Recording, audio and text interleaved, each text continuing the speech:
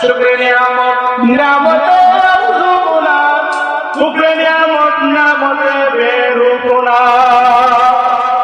বান্দা, আমি তোমাদেরকে নিয়ামত দান করলাম, যদি নিয়ামতের শুকর আদায় করো তাহলে আমি তোমাদেরকে নিয়ামত বৃদ্ধি করে দেবো, আর যদি শুকর আদায় না করো আমি তোমাদের থেকে আমার নিয়ামত গুলোকে ছিনিয়ে নেবো, প্লাস তোমাদেরকে কঠিন আযাবের মধ্যে গ্রেফতার করবো। চলে পারেন নাউজুবিল্লাহ।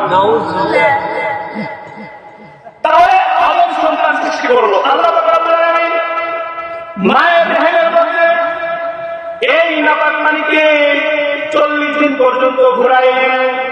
ঘুরানোর পরে এক ফোঁটা রক্ততে পরিণত করলেন। কয়দিন ঘুরানোর পরে? কথা বলেন, আমার সাথে কথা বলতে হবে। কয়দিন? 40 দিন ঘুরানোর পরে এক ফোঁটা রক্ততে পরিণত করলেন।